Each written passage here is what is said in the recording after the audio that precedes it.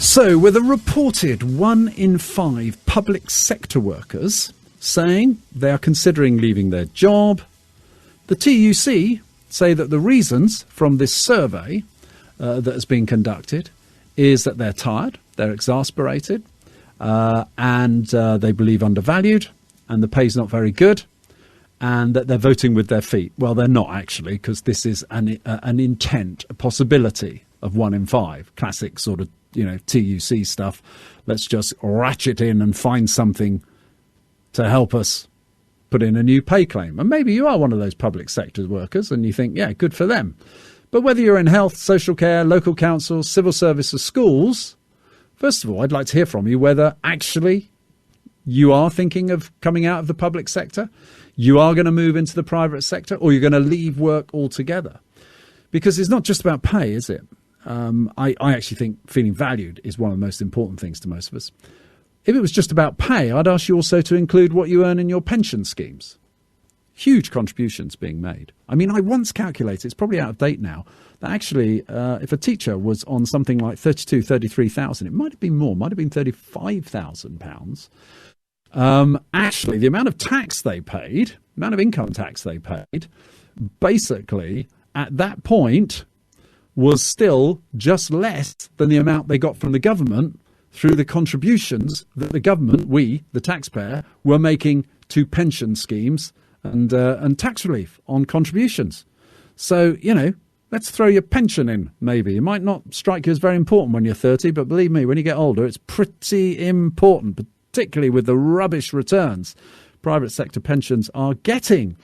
So, do you think they deserve a pay rise in the public sector? Would they quit in droves, as is being talked about? Help me navigate this. I'm pleased to welcome Alys Watson Brown, political commentator at Young Voices UK. Alys, hello. Good evening, Nick. Thank you for having me on. Always a pleasure. So, look, I'm being pretty bolshy about this. When I read things from the TUC that are kind of saying, look, 1 in 5 key workers are actively considering quitting, well, do you know what? I reckon 1 in 5 public sector workers are probably thinking of changing jobs. Should we be worried about this? And if we are to be worried about it, does that mean we should give them more money? I don't really think we should be worried about it. I mean, the TUC are calling for a pay rise and threatening hordes of, people leaving. It's definitely a political maneuver to achieve a certain ends. And it's on the basis of a loose survey conducted by YouGov. I mean, this is a survey they are basing this statement on. They have not linked the survey in any of the articles I've seen. We don't know the nature of the survey, what questions they've asked. And the one thing with surveys like this is people who answer are more likely to be angry.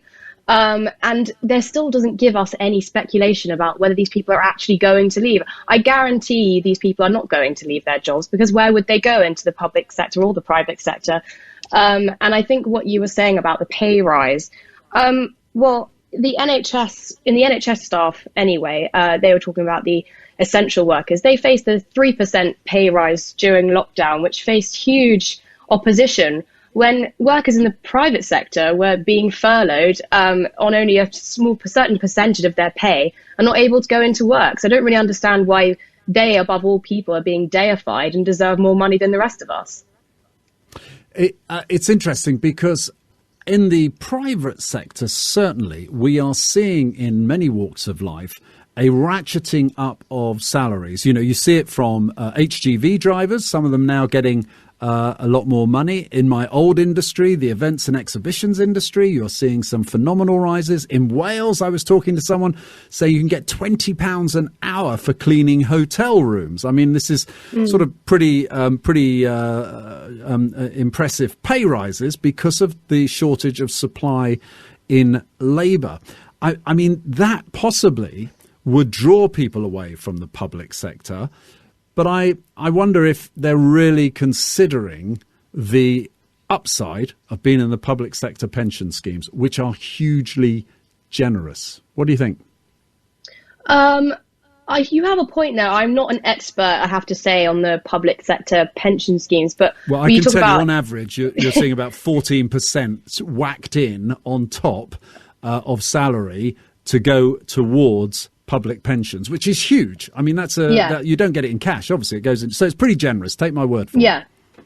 Well, I think it's about, if you are an NHS nurse and you've studied a nursing degree for however many years, and you are extremely qualified for your job and you're complaining about your pay, I don't think psychologically you want to downskill yourself, well, in their eyes, to cleaning hotel rooms, no matter the money. And I think you said earlier about your job is all about feeling valued. And I don't think that's sector dependent. I think that all depends on the people you work with. And I don't know if that really varies with the private sector or the public sector. I don't imagine that as a cleaner, you feel more value just because you're getting paid more. I know certainly my first job, it was sort of standing on a shop floor for 8 hours a day. I was getting paid, above the minimum wage, but I didn't especially feel more valued. It didn't encourage me to stay there. The money is just a secondary aspect. Now, when you talk about the importance of valuing people in the workplace, I completely agree with you. One of the things I actually feel badly about, and in a way I'm doing it myself here, so I'm quite happy to be called out on this. If you're in a public sector, you are often picked upon by politicians. You are often, the language has often actually something that I think plays very badly. And whilst I'm challenging them on pay, I'm not actually challenging them on the value of the work they do. And the Conservatives historically always made a problem. They used to talk about the public sector unions without talking about the unions. They just talk about the public sector, and you can't come down on 40% of the country's workforce like that and go very negative. But isn't the reality that when we go into recessionary times, people look at the public sector as a safer haven. When we come out of those recessionary times, people will start perhaps to look to the private sector where they can earn more.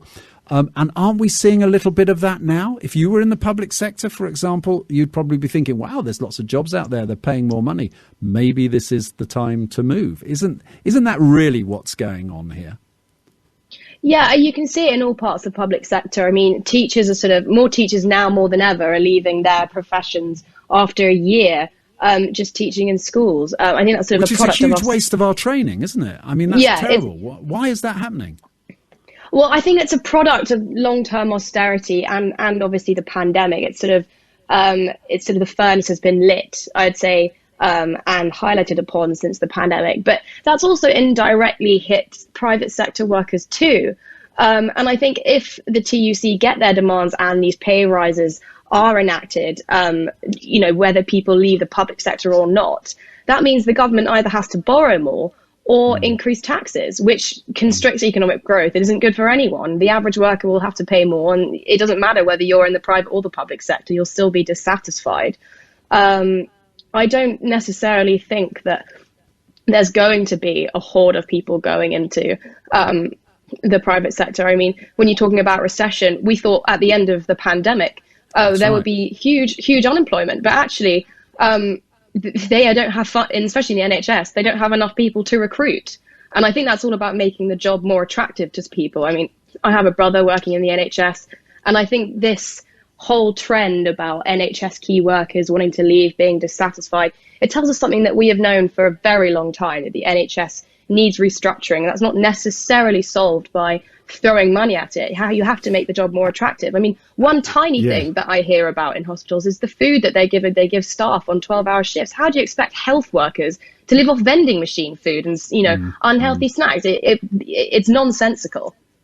You should be with us tomorrow night, because actually the news today is all, I'm talking about this tomorrow night because the news today on the NHS is, you have to ask the question, is it broken? And if it is broken, isn't it time to be radical in the way we think and do things? Because at the moment, it seems to be all around, we need more money, we need more money. And I think not enough people are prepared to consider the other options. But listen, a final quick question for you, if I may, because you're a political commentator at Young Voices UK.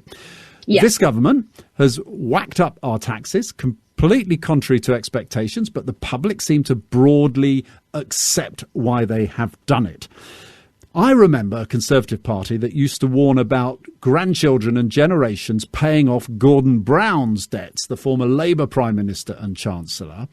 How tuned in are younger people to the fact that the level of debt we have now is going to be strangling their public sector and their services for decades, and they will be paying it off. I don't think they're that in touch. Well, I'm at university at the moment, and obviously everyone's sort of living off their loans in a sort of closed off cave, not really having any knowledge about what the real world is like. I suppose that's for being young.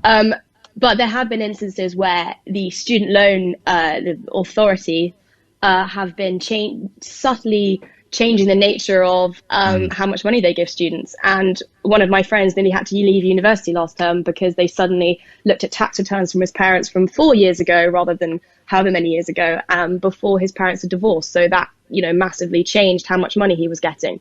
And he said, I don't understand why this is happening. And I said, you don't be stupid. This is the furlough. I mean, especially, and also with the national insurance tax hikes, we're going to be paying an extra £250 a year.